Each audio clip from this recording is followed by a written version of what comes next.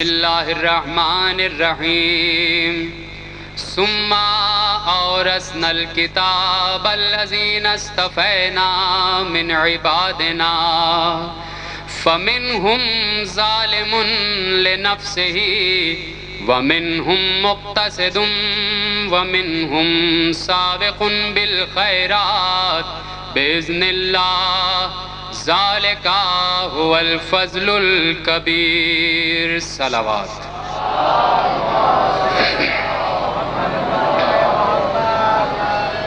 قرآن یہ کہہ رہا ہے کہ قرآن جو ورثہ ہے وہ یہ کہہ رہا ہے کہ لا رتب ولا یابس الا فی کتاب مبین، کوئی کائنات کا خشک و تر ایسا نہیں ہے کہ جو اس کھلی ہوئی کتاب میں، اس محکم کتاب میں، اس صاف اور واضح کتاب میں موجود نہ ہو۔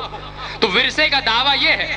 تو اب جب ورثے کا دعویٰ یہ ہے کہ کوئی قرآن میں جو کوئی کائنات کا خشک و تر ایسا نہیں ہے کہ جو قرآن میں موجود نہ ہو، تو پھر وارث بھی وہی ہونا چاہیے۔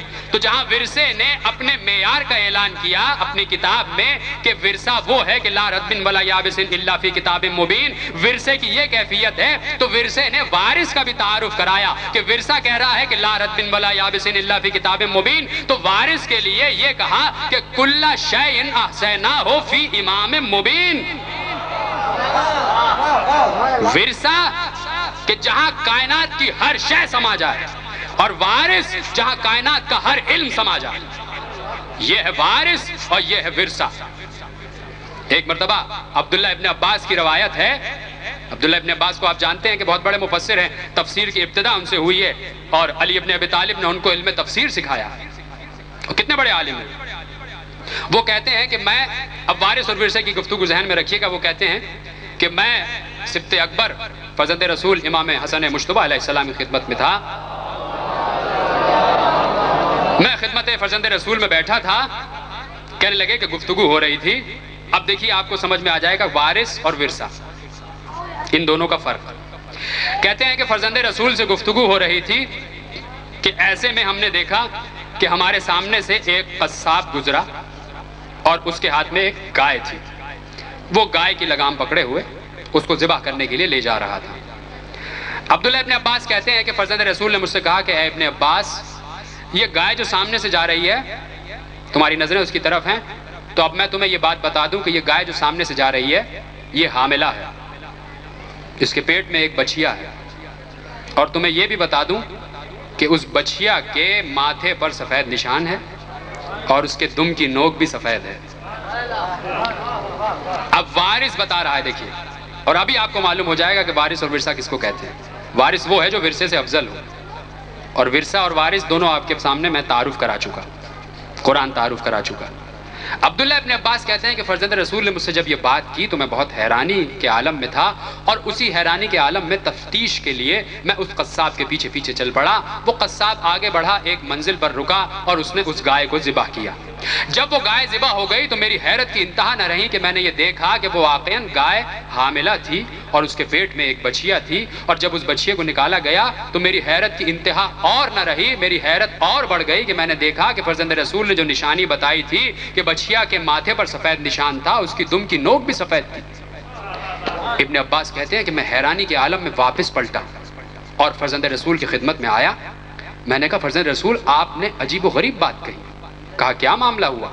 کہا جو بات آپ نے کہی قرآن میں اللہ اپنے لیے کہہ رہا ہے کہ اللہ یعلم ما تحمل کل انثی، اللہ قرآن میں کہہ رہا ہے کہ اللہ کو معلوم ہے کہ بطن مادر میں ہے کیا۔ اللہ کہہ رہا ہے اللہ یعلم ما تحمل کل انثی، اللہ کو معلوم ہے کہ یہ جو ماں ہے، یہ جو مادہ ہے، یہ کس چیز کی حاملہ ہے، یہ اللہ کو معلوم ہے۔ تو ایک مرتبہ فرزند رسول میری طرف مخاطب ہوئے اور کہا کہ ابن عباس یاد رکھو، وہ قرآن صامت ہے، میں قرآن ناطق ہوں، وہ ورثہ ہے، میں وارث ہوں۔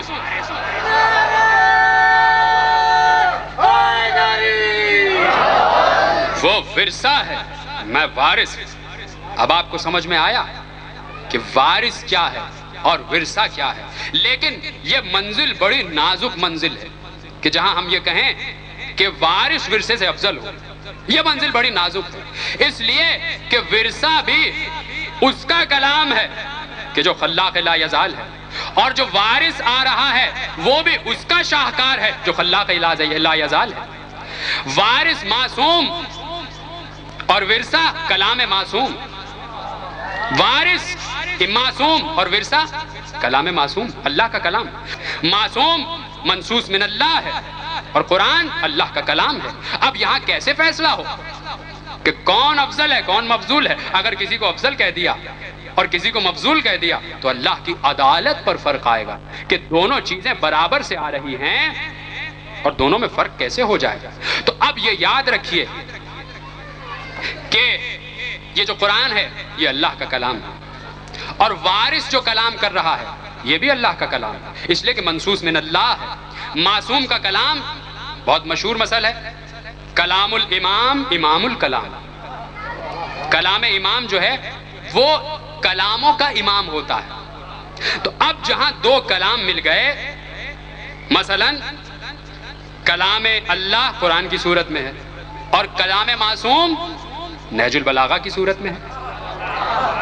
تو اب یہاں پر چونکہ ہم ایک مثال بیان کر چکے، اب ایک مثال ذہن میں رکھ لیجئے کہ نہج البلاغہ ہے اور قرآن ہے. اب وارث اور ورثے کی بات کر رہا ہوں میں.